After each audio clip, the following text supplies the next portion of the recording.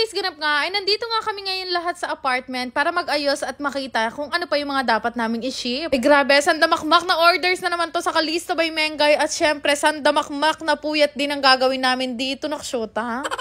Pero sabi nga nila, yan ang tinatawag na good problem. At actually, nagsabay-sabay talaga yung mga trabaho namin ngayon dahil ngayon din dumating yung mga i-repack naming mga bagong arrivals. Naawa naman ako sa kanila dahil hindi na nila alam kung ano yung uunahin nila, kaya naman tinulungan ko na silang mag-repack. Alam nyo ba guys, dahil ilang beses na rin naman ako nagla-live, nakakapako na nga kung ano yung mga gusto ng mga mamshies o yung mga nanonood sa akin. Syempre naman ang gusto nila, mura pero maganda. Naksyota.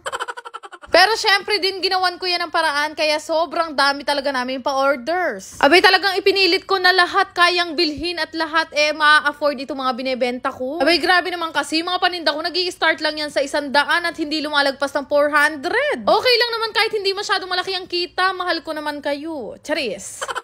At dahil sobrang dami na nga namin trabaho, kinahapunan nga ay nagkaayaan kaming umalis. Diyos ko, nagkanya-kanya na nga lang kaming motor at naghahanap nga kami niya na makakainan namin ng merienda. Abay, saktong-sakto nga nag-uulan ngayon at talaga namang napakasarap kumain. Sa totoo lang, hindi ko alam kung kaninong motor tong ginamit namin. Diyos ko, baka sa kapitbahay namin to. Pero at least ngayon ko lang na-realize bagay pala sa amin may ganitong motor. Nakshuta.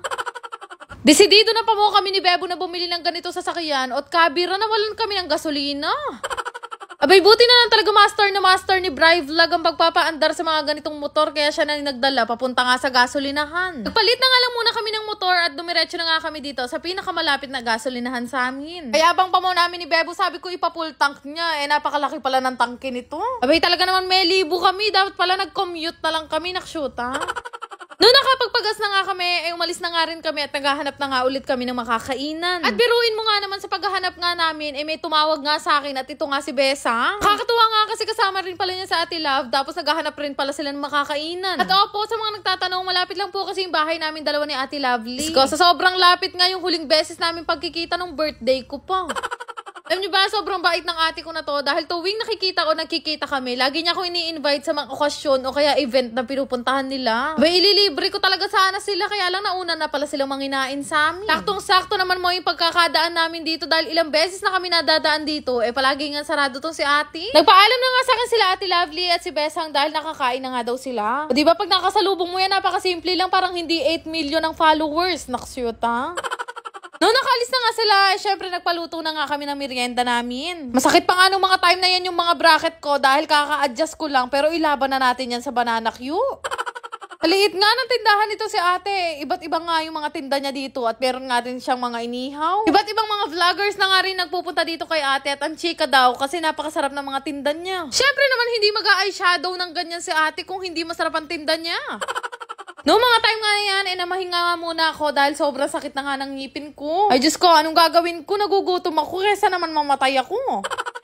Ay grabe, pag sinabi kong gusto ko ng merienda, ganitong merienda ang gusto kong kainin. May lahat yata ng hanapin mo, makikita mo may tuhog-tuhog, lumpia, cheese stick, syempre may inihaw din. Pero syempre hinay-hinay lalo na sa may mga rayuma. Naksyuta. Kanya man na pamunlangot, Bebo, puta kanya nene, milakad. At kung wala nga kayong rayuma guys, ang advice ko sa inyo, kumain kayo ng kumain ng chicharong bulaklak para rayumahin din kayo. Sobrang sarap nga ng inihaw nila dito, abay hindi ko na nga mabilang kung nakailang stick ako. Nakita ko nga na marami na pala mga sticker at mga vlogger na nagpunta dito, kaya naman nagdikit na rin ako ng sticker ko. At nakakatuwa lang, ito pala si Ate Kai, vlogger din pala, kaya pala siya naka-eyeshadow. Charis! After nga nun, nagpaalam na nga kami sa kanilang umuwi at ayan na nga ba yung sinasabi ko, hindi na naman makapadyak si Bebo sa rayuman niya. Nakshuta.